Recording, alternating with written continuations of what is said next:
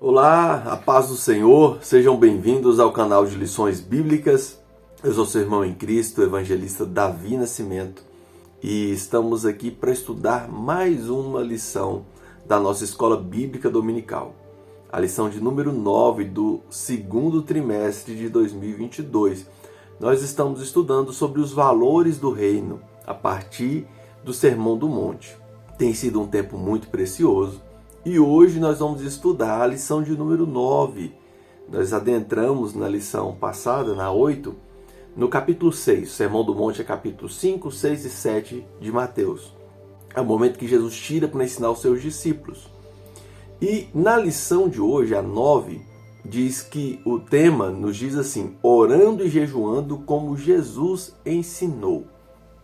Então nós vimos na lição anterior sobre o ser verdadeiro na nossa prática diária da devoção.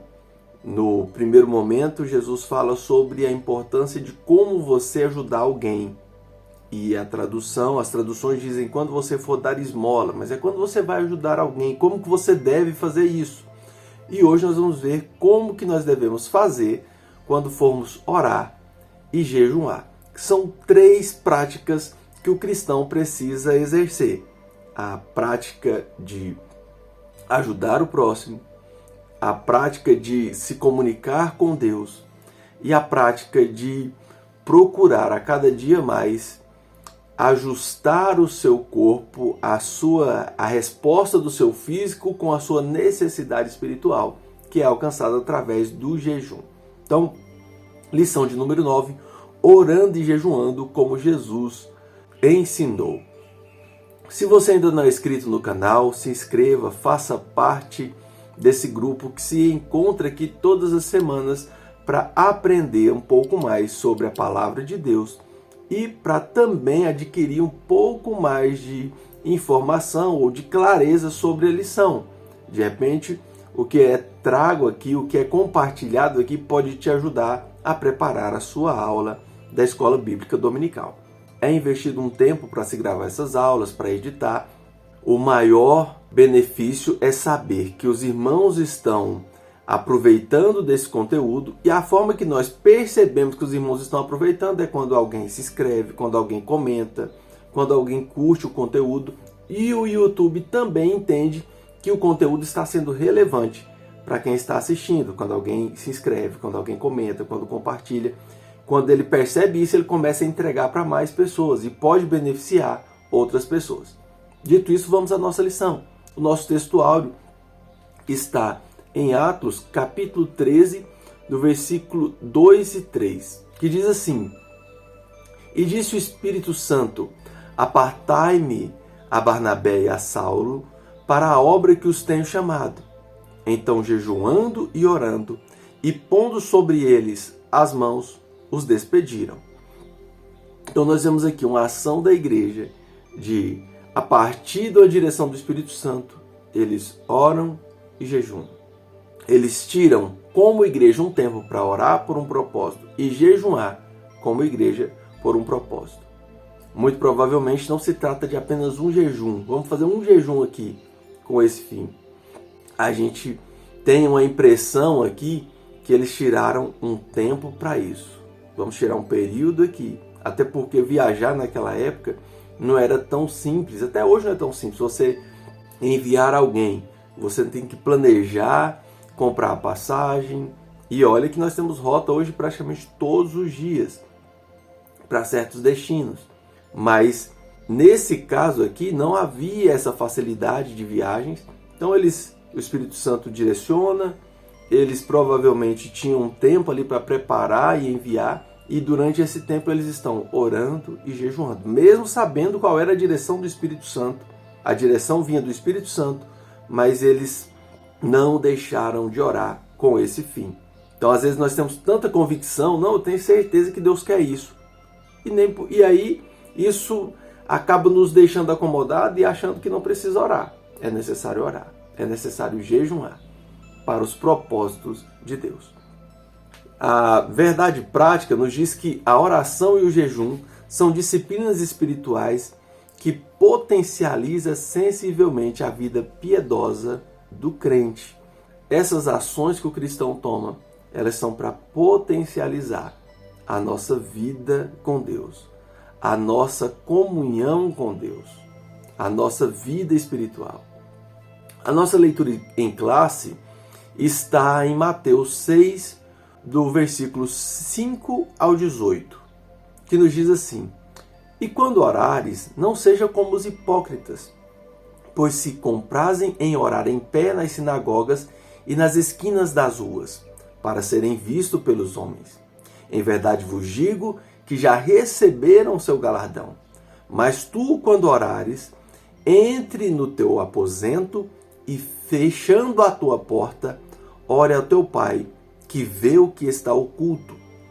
E o teu Pai, que vê o que está oculto, te recompensará. Olha só como é interessante que Jesus também, na perícope anterior, na parte anterior que fala sobre o dar esmola, sobre ajudar as outras pessoas, falou: faça em secreto. E o Pai que vem em secreto te recompensará diante dos homens. Aqui na oração do mesmo jeito. O Pai que vem em oculto te recompensará. Versículo 7. E orando, não useis de vãs repetições como os gentios, que pensam que por muito falarem serão ouvidos. Não vos assemelheis, pois, a eles, porque vosso Pai sabe o que vos é necessário antes de vos lhe pedirdes. Portanto, vós orais assim: Pai nosso que estás nos céus, santificado seja o teu nome, venha o teu reino, seja feita a tua vontade, tanto na terra como no céu. O pão nosso de cada dia dá-nos hoje. Perdoa-nos as nossas dívidas, assim como nós perdoamos aos nossos devedores.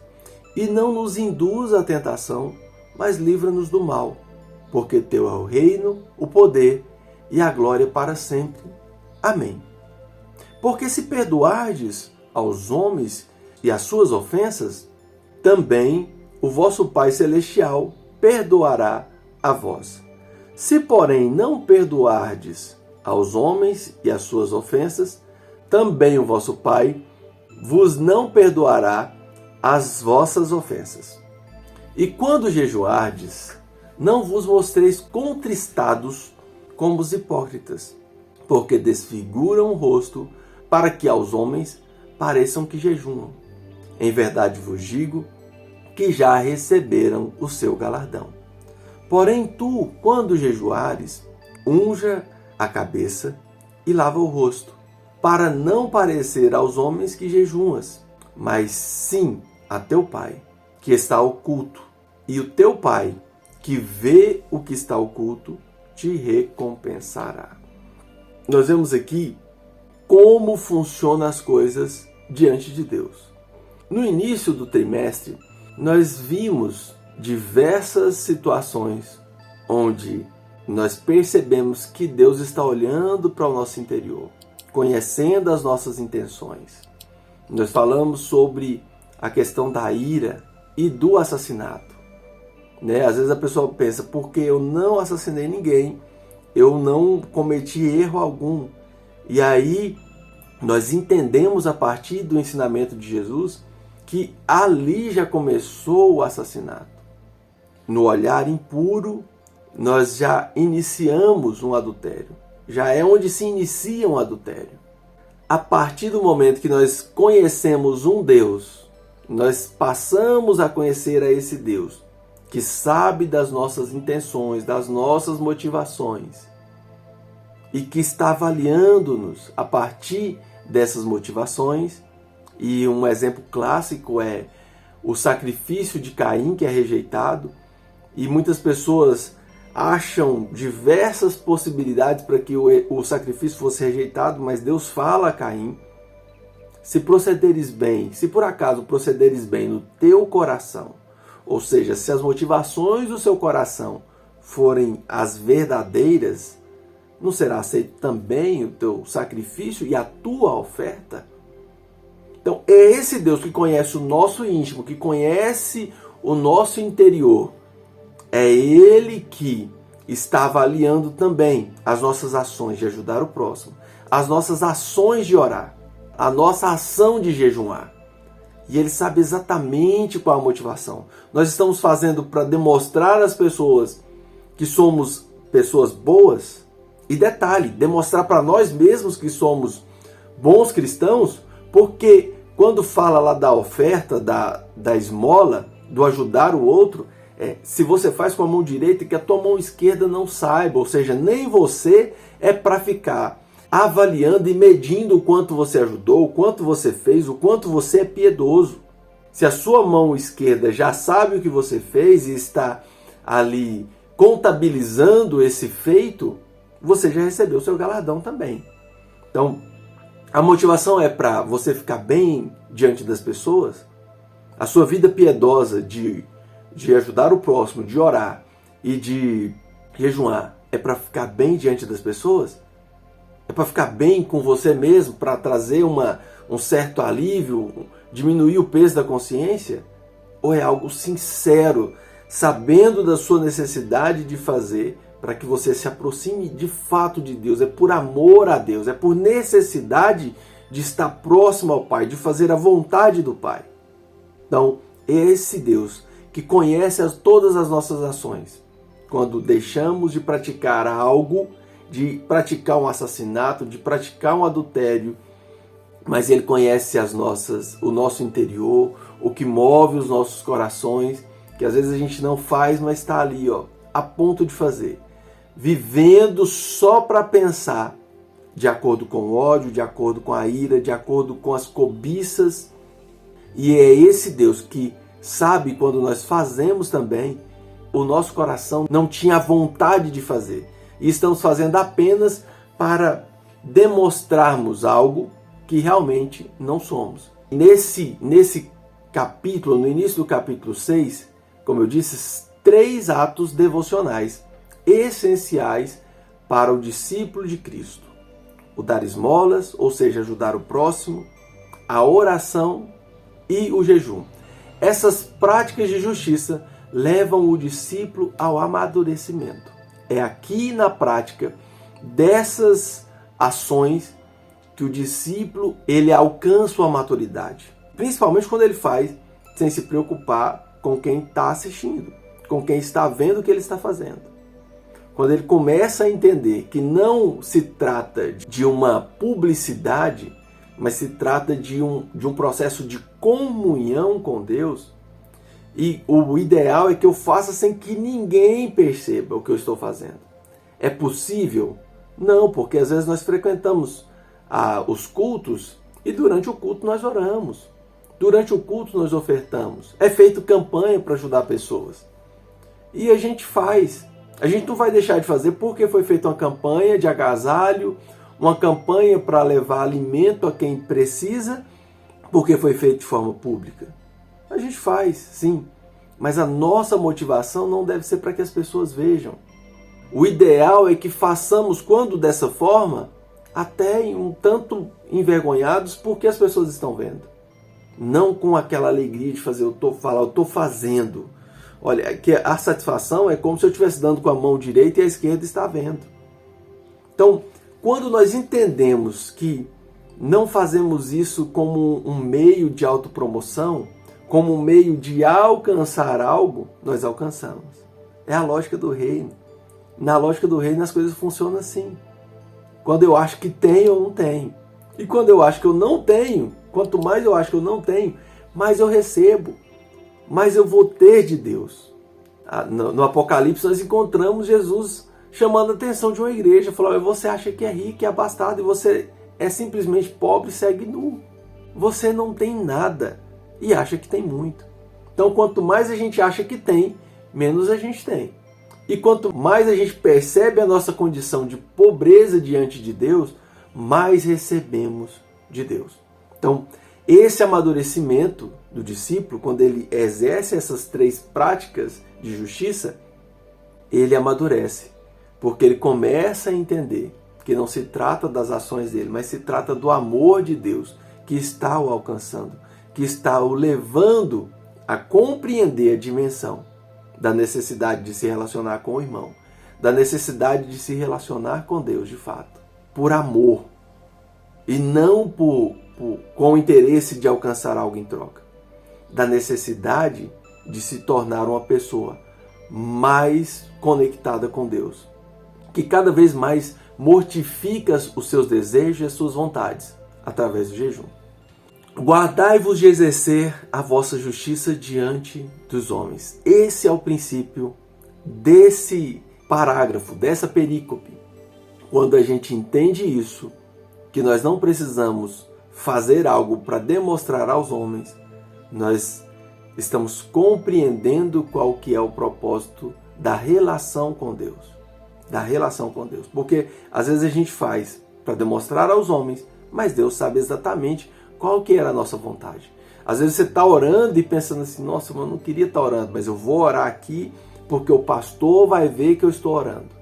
Porque a igreja está vendo que eu estou orando. Mas eu não queria estar aqui.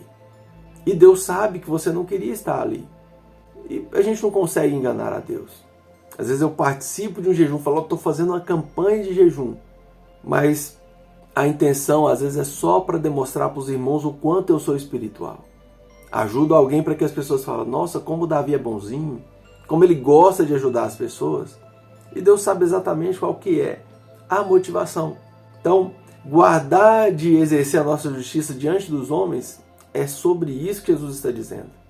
Ele fala, quando vocês forem jejuar, quando vocês forem dar esmola, quando vocês forem orar, é quando, não é se, não, é quando, é necessário fazer. Mas é necessário fazer da forma correta. São ações que eu desempenho diante de Deus, eu estou exercendo ela constantemente diante de Deus e Deus sabe exatamente a motivação. Então, por isso, Jesus está alertando como deve ser o nosso agir no exercício dessas práticas. Nós vimos na aula anterior o ato de justiça de dimensão moral. Quando eu ajudo alguém, é um ato de justiça de dimensão moral. E hoje nós vamos ver os atos de justiça de caráter religioso. Isso aos olhos humanos. Todos eles são espirituais. Detalhe, todos eles são espirituais. Tudo que eu faço é espiritual. Tem consequências espirituais. Porque nós somos seres tricotômicos, lembram? E quase toda vez que eu pergunto sobre seres tricotômicos, as pessoas dizem, nós somos corpo, alma e espírito. Na verdade, são esses três componentes. Mas não é essa a ordem. Aqui, diferente da matemática, os fatores, a ordem dos fatores fazem total diferença no resultado. Porque nós somos seres que somos espíritos, alma e corpo. Primeiro vem o espírito. O espírito vem de Deus. E para ele retorna. E por último só vai ficar o espírito. Então, primeiro somos seres espirituais. E tudo que fazemos tem consequências espirituais. Mas diante dos olhos carnais, diante da dimensão do corpo, do que conseguimos ver, esses atos. Nós temos o ato moral, que é o ato de ajudar o próximo, o ato de justiça de dimensão moral, e temos os outros dois de caráter religioso. Religião e espiritualidade têm uma certa diferença. As religiões são transitórias, mas o que é espírito não é transitório, não é passageiro. A religião é o esforço humano de se aproximar de Deus, do que é espiritual. Então existem religiões que as pessoas vão se esforçar e vão fracassar. A essência da oração é buscar a Deus. Quando a gente fala em oração, Jesus está ensinando a orar. A essência da oração é buscar, é falar com Deus. Já o jejum fala da autodisciplina, da renúncia, é a humilhação diante de Deus. Eu entendo que eu tenho coisas que eu preciso renunciar. Eu entendo que eu preciso ser mais disciplinado com o meu comportamento, com o meu corpo. E aí eu vou me humilhar diante de Deus, pedindo a Ele que me ajude.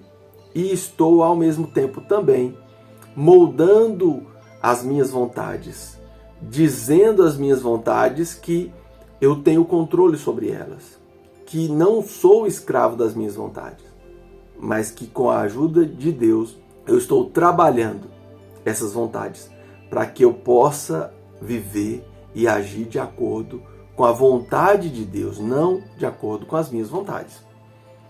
Nos 3 exemplos de exercício prático da fé cristã, eu desenvolvo relacionamento com o próximo, com Deus e comigo. Desenvolvo um relacionamento com o próximo no ajudar ele, no dar esmola. Eu desenvolvo um relacionamento com Deus quando eu estou orando. Cada vez que eu oro é um jeito de me relacionar com Deus. É um diálogo com o Pai. E quando eu jejuo, eu estou desenvolvendo um relacionamento comigo mesmo. Eu estou me conhecendo melhor. Eu estou dizendo para mim mesmo que eu consigo, que é possível. E eu desenvolvo isso através do jejum. Jesus alerta acerca das muitas repetições na oração. E as muitas repetições, Jesus fala que nós estamos agindo igual aos pagãos, na tentativa de convencer a Deus, achando que por muito dizer e por muito repetir, nós vamos convencer a Deus. Nós vamos convencer que realmente aquilo é importante. E eu acho muito interessante essa passagem, esse ponto aqui, porque existem pessoas que falam assim, eu vou orar e Deus vai me dar tal coisa. Eu vou orar e Deus vai me dar isso aqui. E a pessoa faz uma campanha de 40 dias para Deus dar, sem saber exatamente se Deus tem aquilo para ela. Esquecem que se pedis de qualquer coisa em meu nome, será vos dado, mas se eu estiver em vocês e as minhas palavras estiverem em vocês. Quando você está com Cristo e as palavras de Cristo estão em você, você sabe exatamente o que Cristo tem para você. Qual que é a vontade do Cristo para você. E aí você vai pedir qualquer coisa, mas o qualquer coisa para quem está com o Cristo. O Cristo está dentro dele. Para quem sabe exatamente o que o Cristo pediria. O que o Cristo pediria? O Cristo pediria uma Ferrari? O Cristo pediria uma BMW? Basta nós conhecermos a história do Cristo. Então é pedir qualquer coisa de acordo com o que o Cristo pediria. E aí as pessoas acham que se fizer uma campanha muito longa, Deus vai ouvir. É como se Deus estivesse assim no céu e programou algo para mim. E eu acho que, não, mas eu vou orar, vou insistir tanto, igual criança birrenta. Sabe aqueles meninos que deita no chão do mercado e chora até o pai comprar um chocolate? Deus não é esse pai que faz vontade de filho birrento. Deus sabe exatamente o que eu preciso e vai me dar exatamente o que eu preciso. Então, não adianta eu tentar convencer a Deus com as minhas palavras.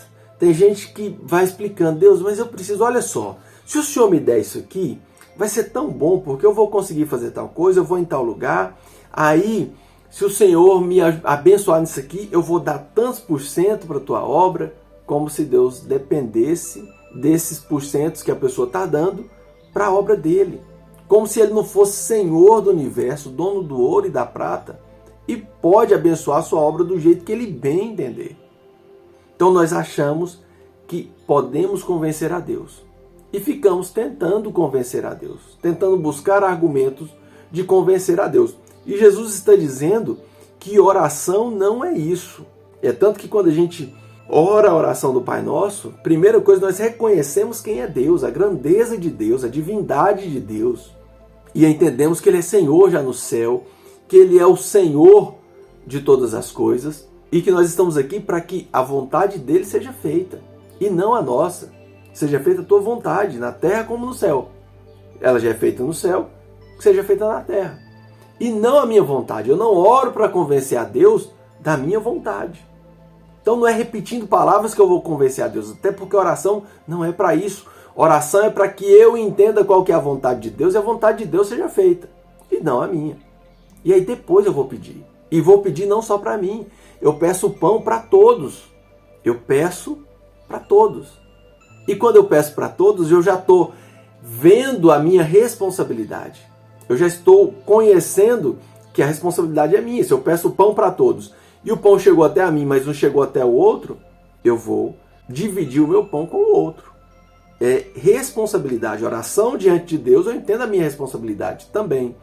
E peço perdão de acordo com o quanto eu tenho perdoado os que me ofendem. Então oração é isso, é reconhecer a Deus, saber quem Ele é, Saber que se trata de fazer a vontade do grande Deus, do Deus que tem o nome santo. É fazer a vontade dele, que é implementar o reino dele. E não fazer a minha vontade. É pedir, mas pedir lembrando que não se trata só de mim. Se trata de mim e das relações de quem está à minha volta. Das relações tanto para o pão, para repartir o pão, e da relação de perdão, de como eu me relaciono com as pessoas que estão à minha volta. Na oração que Jesus ensinou, eu aprendo que o Pai não é só meu. E o reino não vem apenas para mim. Eu não devo me preocupar apenas comigo, apenas com o meu pão. Na oração eu entendo isso. Eu entendo que é uma oração de responsabilidade com o meu próximo. Eu preciso ter uma responsabilidade com o próximo. Eu oro para que o que vem até a mim, se não chegou ao outro, como eu disse agorinha, eu reparto com o outro. Eu oro sabendo que eu preciso ter tolerância com o outro, que eu preciso perdoar o outro. E que eu preciso, quando acontece de situações que o outro ficou magoado comigo, eu preciso pedir perdão ao outro também. Se trata do reino e não se trata de mim. O que Jesus implanta, Jesus vem implantar o reino de Deus. O reino de Deus se inicia com a chegada do Cristo. Então se trata do reino. Jesus morreu por toda a humanidade.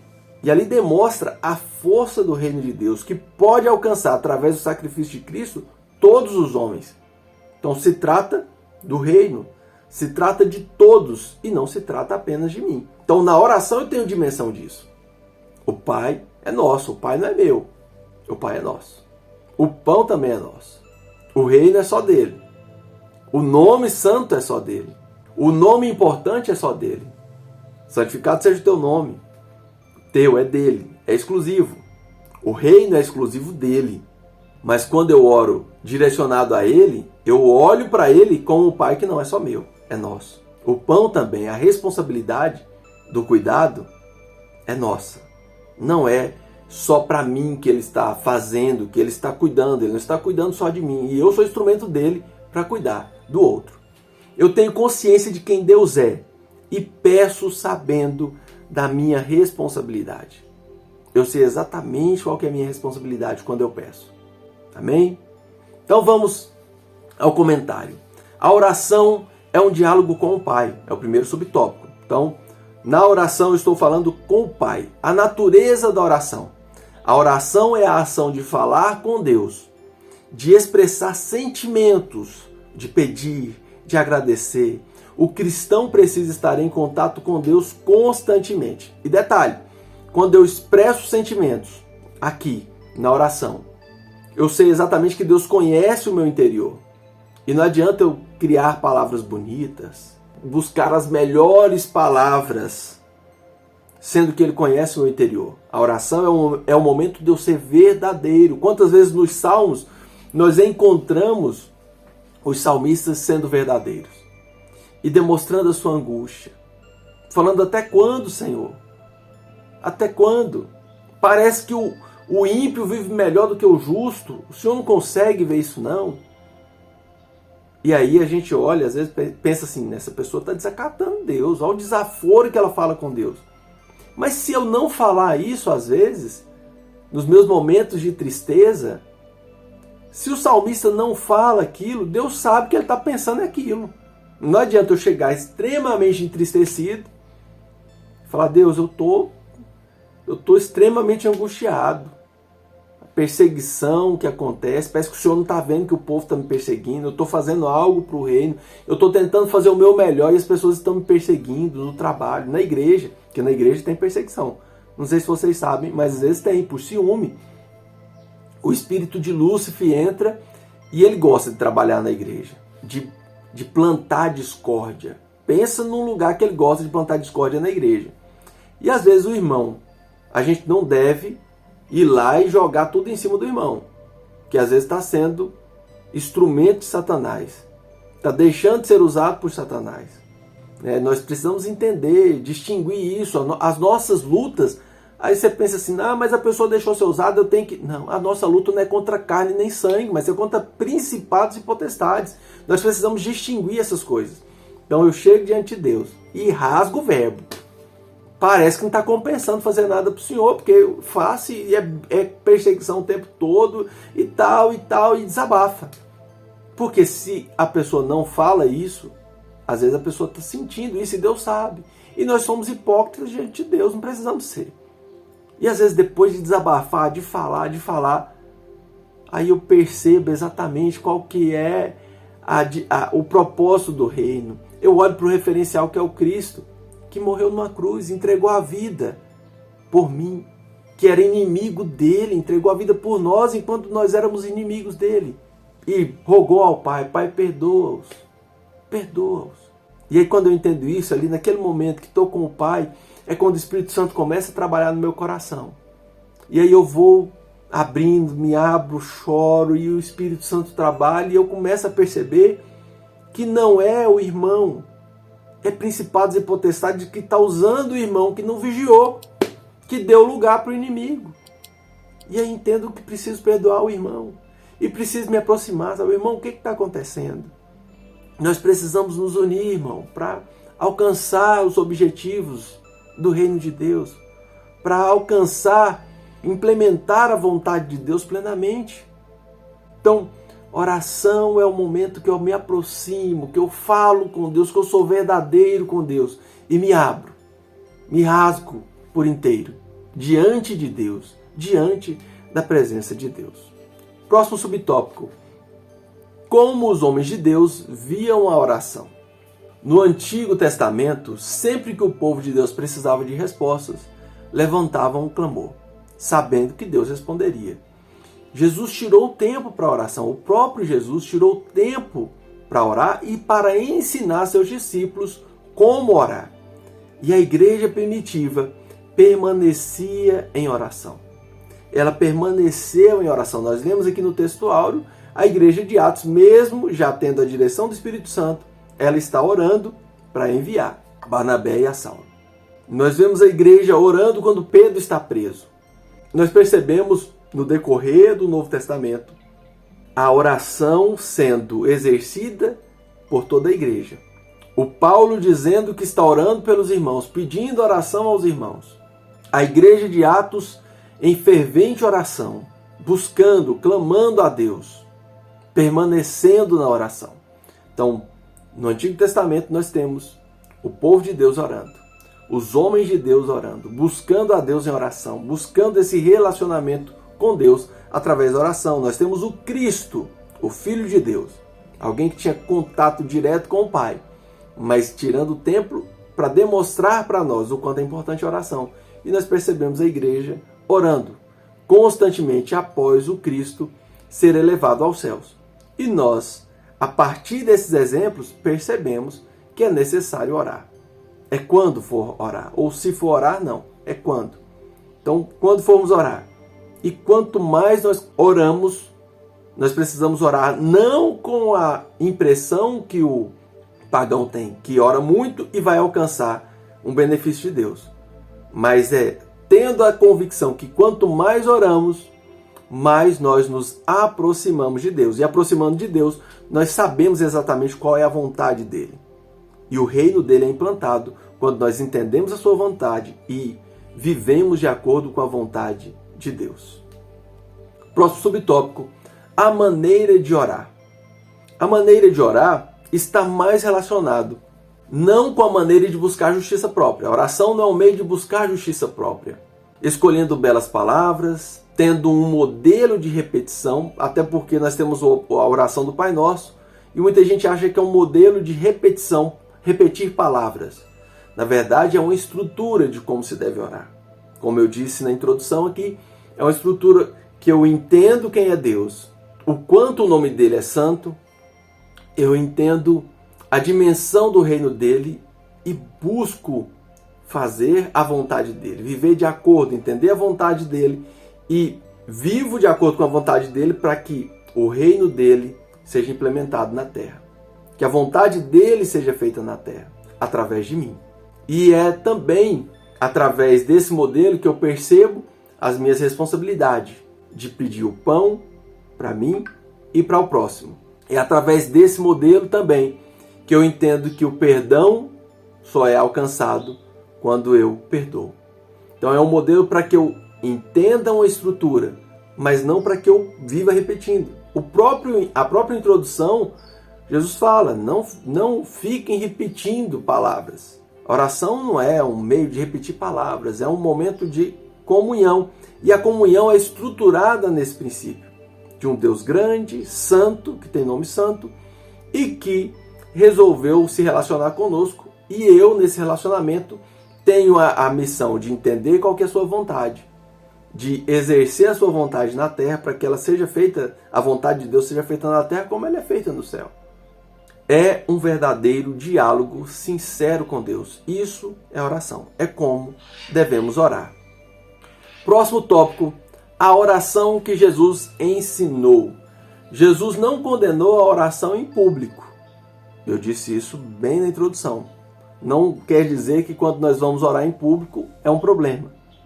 O problema é quando eu acho que eu estou fazendo e as pessoas estão me avaliando o quão espiritual eu sou. Aí sim, aí a coisa complica um pouco mais. O problema não está no local, mas no fazer para ser visto. Assim como a situação de dar esmola. A vaidade é o motivo da queda, tanto do querubim quanto do Adão. Eles, os dois, as duas quedas de Lúcifer e a queda do Adão, se dá por uma vaidade. O Lúcifer, ele fala, eu vou colocar o meu trono acima do de Deus.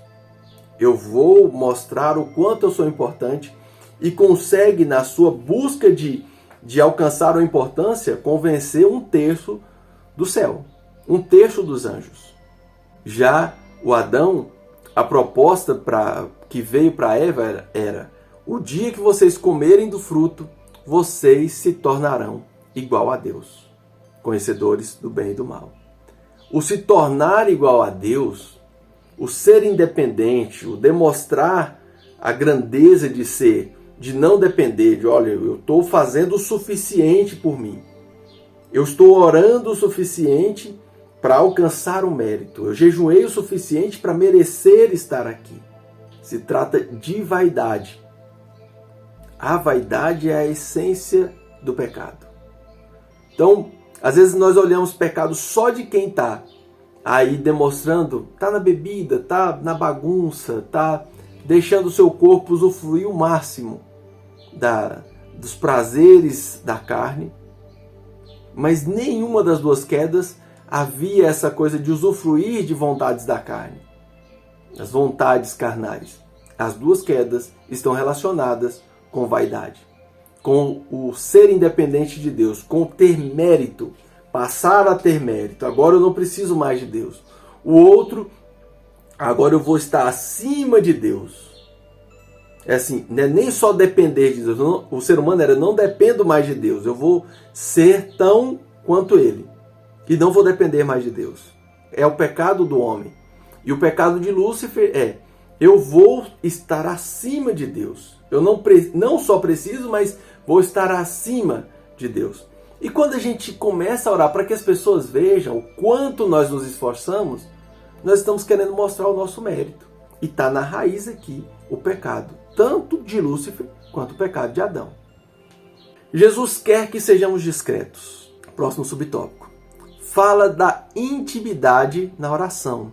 Eu não preciso tentar parecer mais atrativo para Deus. Ele me conhece, Ele sabe exatamente quem eu sou e o que eu realmente preciso. Jesus fala, antes que vocês peçam, o Pai Celestial já sabe o que vocês precisam. Então Ele tanto me conhece e sabe de fato o que eu preciso. Eu oro é para que eu entenda, eu tenha dimensão disso e aceite a vontade de Deus. Porque na minha vaidade, na minha vontade de governar, de querer saber o que é melhor para mim, eu quero fazer o que eu imagino que é bom para mim. Quando eu oro, o Pai que já sabe o que eu preciso, vai comunicar comigo qual que é a necessidade e Ele já está preparando o que tem para mim. E eu aceito a boa, perfeita e agradável vontade de Deus. Oração é para isso. Se você está orando achando que Deus vai convencer a Deus, sinto muito, você vai perder seu tempo. Você vai perder seu tempo. Aqui, de acordo com o próprio Cristo, de acordo com o próprio Jesus. Alguém que orou e falou, contudo seja feita a tua vontade e não a minha. Alguém que poderia, que tinha poder próprio para dizer, vai ser dessa forma. Ele não age assim, ele fala, contudo seja feita a tua vontade e não a minha. Não useis de vãs repetições, subtópico 3 aí, nas orações. As pessoas tendem a achar que Deus está esperando uma quantidade muito elevada de palavras na oração para atender o pedido. Ou mesmo acredita que através de seus argumentos vão convencer a Deus. Não vamos. Não adianta falar. Uma hora de oração, você fala assim, orei muito, orei uma hora. Deus é eterno. Ele conhece a eternidade toda. E não há argumentos em 1 hora, em 10 horas, em 20 horas que vai convencer um ser eterno. Não há argumento suficiente para o Criador de todas as coisas, que conhece a nossa inteligência, que nos deu inteligência, que sabe exatamente as palavras que eu vou dizer daqui 1 hora, daqui 10 horas, daqui 10 anos, se eu estiver vivo, daqui 100 anos. Ele sabe exatamente o que eu vou dizer lá. Não vai pegar de surpresa ele os meus argumentos. Então, não vamos convencer a ele com palavras. É impossível convencer a Deus com palavras. É impossível convencer ele até com ações. As nossas ações não convencem a ele. Na verdade, nós somos convencidos por ele. Nós precisamos ser convencidos por ele. E na oração, na busca, através da oração, do jejum, é onde eu entro em contrição e começo a me humilhar diante de Deus, porque estou sendo convencido na oração. É quando eu entendo isso, aí sim, a vontade dele é feita através de mim. Eu começo a receber o que é dele. Eu começo a ser convencido por ele.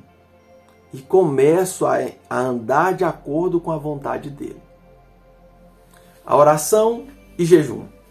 Oração e jejum é uma combinação perfeita. Em inúmeras passagens bíblicas, podemos notar que a oração e o jejum estão bem combinadas. Nós temos aí, o comentarista coloca diversas passagens, como Salmo 7, Crônicas 20, Esdras, Neemias, o próprio texto de Atos. Nós vemos, por exemplo, o caso de Esther. Quando ela vai entrar diante da presença do rei, ela pede, olha, eu preciso que vocês façam um jejum, que vocês estejam intercedendo por mim, orando por mim. E eles fazem dessa forma, jejumam, oram. Nós temos diversos relatos nas Escrituras da junção dessas duas ações. E sabemos o quanto é importante. Como eu disse um pouco antes aqui, na oração eu começo a entender qual que é a vontade de Deus. No jejum eu começo a praticar isso, a me humilhar diante de Deus, a trabalhar um coração contrito diante de Deus. Exige um certo esforço meu, exige um certo esforço, mas um esforço que não é para ser visto por ninguém e nem é para que eu me glorie diante das pessoas por ter feito isso. Faço isso por saber que eu necessito de me humilhar para que a vontade de Deus seja colocada na minha vida e a minha vontade seja colocada de lado. Só quem é humilde o suficiente para entender isso é que vai viver o reino de Deus, que vai conseguir ser de fato um cidadão do reino de Deus. Porque ser um cidadão do reino de Deus é colocar em prática a vontade do rei, desse reino. Quando nós lemos a Bíblia e encontramos essas passagens, nós encontramos pessoas contritas e conscientes da sua dependência de Deus. E nós precisamos ter essa consciência também conosco, da nossa dependência de Deus. Entender de fato o que precisamos fazer e começarmos a trabalhar para termos esse coração contrito, voltado para Deus. Os aspectos bíblicos sobre o jejum. Na Bíblia, há 3 eventos que caracterizam a necessidade de jejum. O ato de humilhar-se, que por meio da confissão acontecia por causa da tristeza do pecado. Esse é um dos fatos. A pessoa entende o pecado, que haviam errado, e por entender a situação que estavam, se ajoelham oram, fazem clamor, jejuam, como é o caso da cidade de Nínive, né? Eles entendem o seu pecado e fazem um clamor e jejuam.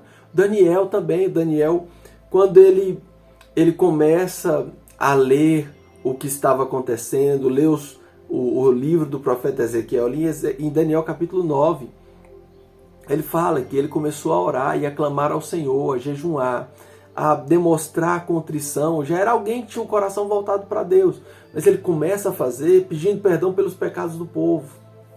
Ele começa a confessar os pecados dos seus pais e apresentar diante de Deus, para que Deus possa mudar a realidade daquele povo que estava no exílio babilônico. Ao jejum da lamentação, fosse por causa de um mal sofrido, quer que seja por uma praga que veio, uma derrota sofrida, uma batalha, uma ameaça. E aí nós temos o exemplo de Neemias 1, nós temos o exemplo de Juízes, de Esther. O caso de Esther, eles estão prestes a serem mortos por causa de um decreto que havia sido feito. Então é um jejum de lamentação. Aconteceu algo triste e eu vou orar, vou jejuar, apresentando essa tristeza, essa dor. Havia o primeiro por causa de confissão, eu errei, eu pequei, eu vou mostrar contrição diante de Deus por causa disso. A outra opção é por causa de algo ruim que aconteceu, de algo triste que aconteceu, e eu vou lamentar diante de Deus e vou demonstrar a minha humildade, jejuando, orando. O evento espiritual de grande concentração de fiéis, como no caso do envio dos missionários. Aqui nesse caso é uma celebração, uma forma de celebrar, uma concentração para que o evento que está acontecendo, no caso do envio dos missionários para a obra, como o caso de Atos, para que esse propósito, que é um propósito, não há dor, não há lamento aqui, não há pecado nesse caso, mas o jejum para que no realizar, no concretizar, eu esteja tão contrito e alinhado com Deus que esse projeto vai dar certo. Vai dar certo por estar alinhado com a vontade de Deus. Apesar da lei mosaica estipular um dia do jejum, o Yom Kippur, Jesus não estipula para nós um dia exclusivo para jejuar, mas nos dá o exemplo. O início do seu ministério é jejuando. Antes de começar o ministério dele, ele jejua 40 dias para demonstrar para nós o quanto é importante. E imagine, se jejum é para que eu comece de forma contrita a colocar em prática a vontade de Deus, a entender a vontade de Deus. Jesus jejua 40 dias e ora 40 dias. Ele demonstrou que buscou ao máximo, ali naquele início, estar de acordo, estar conectado com a vontade do Pai. O ensino de Jesus sobre o jejum. Jesus alerta que para jejuar não é preciso desfigurar o rosto, ou seja, ostentar uma espiritualidade. Tem gente que fala, nossa, como aquele irmão é espiritual, como aquela irmã é espiritual. Por que é espiritual? Olha a cara de tristeza daquela pessoa. Olha só, ela vive com cara de choro o tempo inteiro. Aquela pessoa é espiritual demais. O que nós aprendemos aqui com Jesus é essa pessoa já recebeu o galardão dela, da espiritualidade dela. Nós estamos falando de, que aí pensa assim, então é um pecado. Não, você só recebeu o seu galardão. A sua recompensa você já recebeu. Então, Jesus fala que não é preciso desfigurar o rosto. E o nosso Senhor nos ensina que antes, ao invés disso, nós precisamos, ele fala, unge a cabeça, lava o teu rosto, ou seja, cuida da tua aparência, se veste bem, põe um sorriso no rosto, haja naturalmente, saia agindo naturalmente, para não cair no erro de receber a recompensa dos olhares humanos. Então, que eu e você possamos exercer esses atos de justiça, esse ato moral de ajudar o próximo, esse ato religioso de orar e jejuar aos olhos humanos, é isso, um ato de justiça moral, um ato de justiça religioso, mas que todos eles são atos espirituais, de seres espirituais, que precisam desenvolver um relacionamento com Deus. E dessa forma nós estamos desenvolvendo esse relacionamento. Um relacionamento com responsabilidade para com a vontade de Deus. A vontade de Deus é que nós nos relacionemos com o nosso irmão. Que nós nos relacionemos com ele com sinceridade. E que nós possamos também nos relacionar conosco mesmo através do jejum. Que nós possamos colocar isso em prática de forma sincera. Não para ser visto por ninguém. Não para receber recompensa de ninguém. Mas o Pai que está vendo em secreto te recompensará. Ele trará recompensa plena na sua vida quando você viver isso de forma sincera. Que Deus te abençoe, te dê uma excelente semana e fique na paz.